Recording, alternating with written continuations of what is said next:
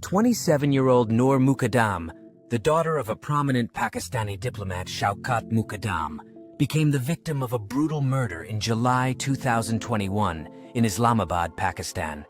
It happened in the house of her ex-boyfriend, 30-year-old Zahir Jaffer, the son of a wealthy and influential business family. The crime shocked the country with its brutality and cynicism, exposing systemic problems of violence against women. This case attracted significant public and media attention, especially due to the status of the families involved. Noor Muqadam was born on October 3, 1993 in Amman, Jordan, to the family of Pakistani diplomat Shaukat Mukadam and his wife Kausar. Shaukat Mukadam served as Pakistan's ambassador to South Korea and Kazakhstan. Noor had two siblings. She was the middle child. From an early age, she was fortunate to grow up in a loving, supportive family. Due to her father's work, the family frequently moved and lived in various countries. Noor completed her primary and secondary education in South Korea, then attended college in the USA, and also studied in institutions in Pakistan. This allowed her to experience different cultures and ways of life firsthand, making her a well-rounded and knowledgeable individual. Despite her privileged background, Noor grew up to be a modest, kind, and empathetic girl. From childhood, she was a quiet and calm child who never caused problems. Noor was interested in art and loved to paint vibrant murals that adorned the cities where she lived.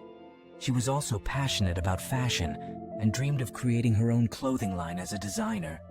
Noor was a deeply religious Muslim and demonstrated this not only by wearing a hijab, but also through her actions. She was caring towards all creatures, fed stray dogs and cats, and always tried to help those in need. At the same time, Noor was a modern young woman and an active participant in social life. She advocated for human and animal rights and took part in rallies and marches. Family and friends described Noor as an intelligent, kind, and cheerful girl with a wonderful sense of humor. She was very close to her older sister. It was as if they shared one soul. Noor radiated light and warmth, and her laughter could cheer anyone up. She was a reliable friend who gave wise advice to loved ones and supported everyone who needed it. In 2018, Noor's path crossed with Zahir Jaffer, a 30-year-old Pakistani-American businessman. Zahir was the son of Zakir Jaffer, the head of the influential company Ahmed Jaffer and Company, which was involved in real estate, construction, and other projects. The Muqadam and Jaffer families were acquainted and belonged to the elite of Pakistani society. Zahir was educated in the USA and later lived and worked in the United Kingdom. He held a senior position in his father's company, but later decided to change his field of activity. Zahir started working at the Therapy Works Mental Health Center, where he gave lectures and conducted sessions as a psychologist. Despite also coming from a wealthy family, Zahir was very different from Noor in terms of personality. By nature, he was reserved and unsociable, showing no interest in communicating with peers. Even at the parties that his parents regularly hosted, he usually kept to himself and did not seek to make new acquaintances.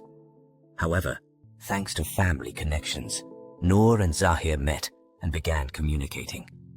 Gradually, an attraction developed between them, which grew into a romantic relationship. They seemed to complement each other perfectly. The cheerful and sociable Noor seemed to awaken hidden traits in Zahir, and next to her, he began to open up, laugh, and enjoy life like never before.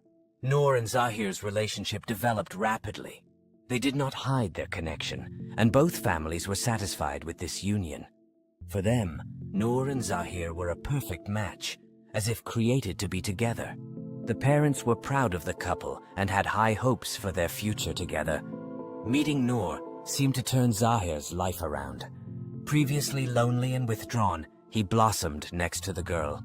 When they were together, Zahir joked, laughed, and danced, something no one had ever noticed about him before. These changes pleasantly surprised his family and friends, who saw Zahir so happy and cheerful for the first time. For the first few years, Noor and Zahir enjoyed a happy relationship filled with love and support. However, disturbing signs gradually began to appear, foreshadowing a tragic finale. Despite the outward idyll, Zahir, as it turned out, was hiding a dark side to his personality. Behind the mask of the perfect boyfriend, Zahir was hiding serious problems. As it became known, he suffered from schizophrenia, which only a few people knew about. He was diagnosed at the age of 20, and since then, Zahir had been secretly receiving treatment at the Therapy Works clinic. His parents did everything possible to hide their son's illness, hoping that marriage and the support of his beloved would help him cope. But despite treatment, Zahir's condition caused serious concern. He had problems with aggression and anger control, which only worsened over time. Several times, Zahir even attacked his own mother, forcing her to call the police. Once this happened in their house in London, resulting in Zahir being deported from the United Kingdom. It turned out that this was not the only incident. In the United Kingdom, Zahir was repeatedly accused of sexual harassment and assault. His behavior was so threatening that it eventually led to deportation. However, thanks to the efforts of his influential family, these events were hushed up and hidden from the public. Zahir's problems were not limited to mental health and uncontrolled aggression. He also suffered from drug addiction and regularly used methamphetamine. Once, Zahir even brought drugs to a party where 4 girls took them. After that, they got into a car and had an accident, dying on the spot. This tragic incident was hushed up, but it became another proof of Zahir's propensity for destructive and dangerous behavior. Despite his outward charm and attractiveness, Zahir displayed deep contempt and aggression towards women. He regularly sent offensive and threatening messages to his former classmates and acquaintances. His behavior was so unacceptable and dangerous that several women even went to the police. Unfortunately, Noor did not immediately see Zahir's true nature. At first, he carefully hid his dark traits, trying to appear as the perfect partner. But over time, Zahir began to show more and more signs of aggression and cruelty. He repeatedly raised his hand against Noor, but the girl kept silent about it, hoping that everything would work out. The relationship, which began so brightly and promisingly, gradually turned into hell. Zahir became increasingly controlling, jealous, and aggressive. Noor tried to break this toxic bond, but Zahir could not accept her decision. He stalked the girl, begged for a second chance, and promised to change. Only after 3 years did Noor finally dare to leave Zahir. She could no longer endure his cruelty and instability. The girl realized that she had to save herself before it was too late. But the breakup only angered Zahir. He refused to accept her choice and was obsessed with the idea of getting Noor back at any cost. Both Noor and Zahir came from influential families, and their breakup seriously worried their loved ones. After all, they perceived this relationship not just as a romance, but as a beneficial alliance that suited the interests of both families. So the news that Noor and Zahir were no longer together caused a wave of discontent and attempts to intervene and help. Zahir took the breakup especially hard. His ego was completely shattered by Noor's rejection, and this further fueled his obsession with the girl. Zahir began planning his move to the USA, hoping to start a new life there. But before that, he was determined to try one last time to win Noor back. And this attempt had fatal consequences. On July 18, 2021, Zahir decided to put his plan into action. He called Noor and begged for one last meeting before his departure to the USA. Zahir assured her that he just wanted to say goodbye and leave everything in the past. Despite initial hesitation, Noor agreed.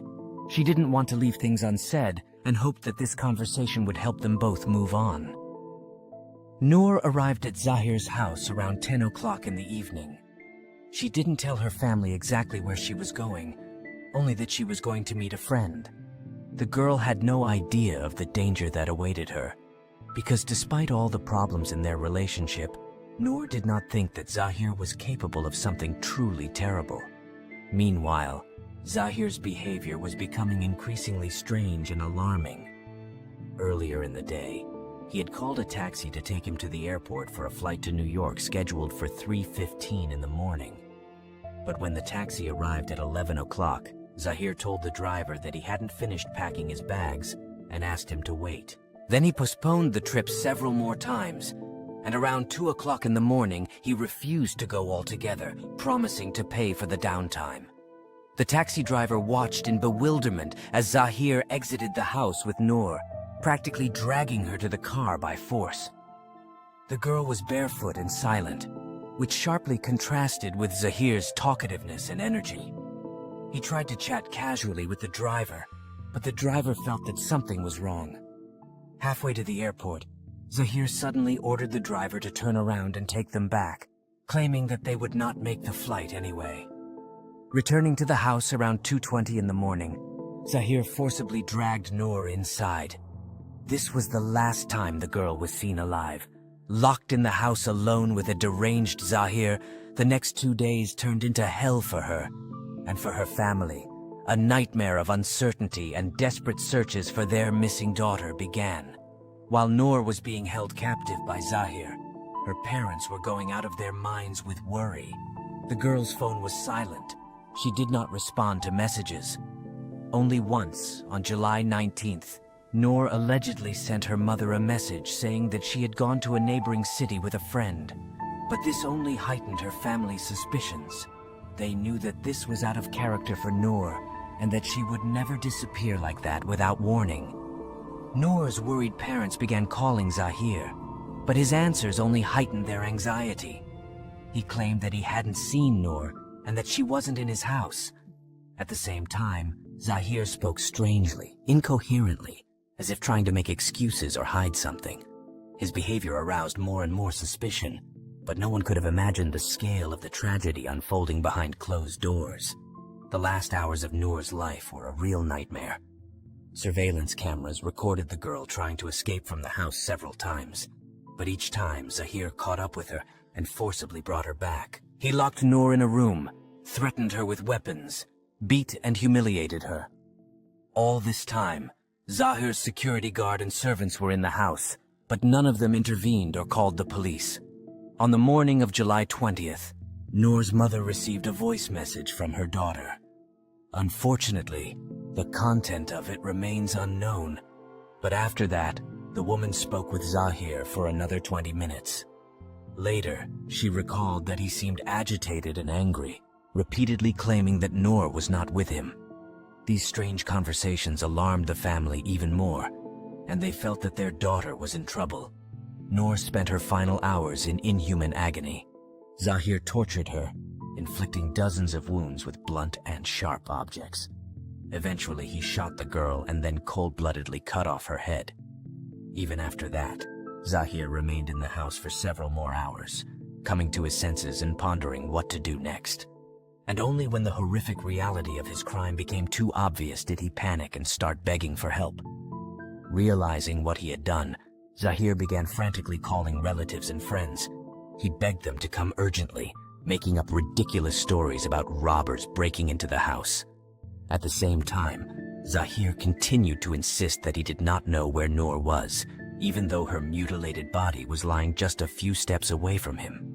The first person Zahir called was his father. This conversation lasted only 46 seconds, and what exactly was said remains a mystery. But after that, Zakir Jaffer began to act quickly and decisively. He called the Therapy Works psychiatric clinic where Zahir worked and insisted that a group of specialists urgently come to the house. At the same time, Zakir hinted that his son tried to buy a girl for one night and got into trouble. Meanwhile, Zahir continued to send panicked messages to friends and relatives. He told some that he had killed a robber who broke into the house. To others, he hinted that he had done something terrible to Noor. He begged for someone, anyone, to come and help him. These contradictory and frightening messages caused a wave of shock and disbelief. But Zahir's loved ones still rushed to his house. The first to arrive on the scene were employees of the Therapy Works clinic, led by its director. They immediately noticed that Zahir was behaving inadequately and posed a threat to himself and others. The man was waving a knife, lunging at people, and not responding to persuasion. Eventually, several clinic workers managed to overpower Zahir and tie him up. Only then did they begin to realize the scale of the tragedy. There were traces of blood and signs of a brutal struggle everywhere in the house. And in the bedroom on the second floor, the Therapy Works team discovered Noor's mutilated body. The girl was lying in a pool of blood, her head cut off and thrown several feet away from her body. The horrific sight shocked even experienced psychiatrists who were used to dealing with the most severe cases. Meanwhile, Zahir's friends and family members began arriving at his house. They found a whole squad of police, an ambulance, and a team of psychiatrists trying to subdue Zahir. The news of Noor's murder spread like wildfire, causing a wave of horror and anger. After all, everyone knew this young woman as a bright, kind, and talented person who never wished anyone harm. The police immediately launched an investigation into this horrific crime. Zahir was arrested on suspicion of murder, and his parents and several house employees were arrested for complicity and concealment of the crime. The evidence against Zahir was irrefutable. Surveillance camera footage, eyewitness testimony, DNA traces, and ultimately, the victim's body itself. During interrogations, Zahir behaved extremely strangely. At first, he confessed to killing Noor, claiming that she asked him to sacrifice her like a sheep. Zahir referred to religious motives and claimed that Noor allegedly felt guilty about premarital sex. Of course, this version did not stand up to any criticism. After all, Noor was a deeply religious Muslim and would never have done anything like that.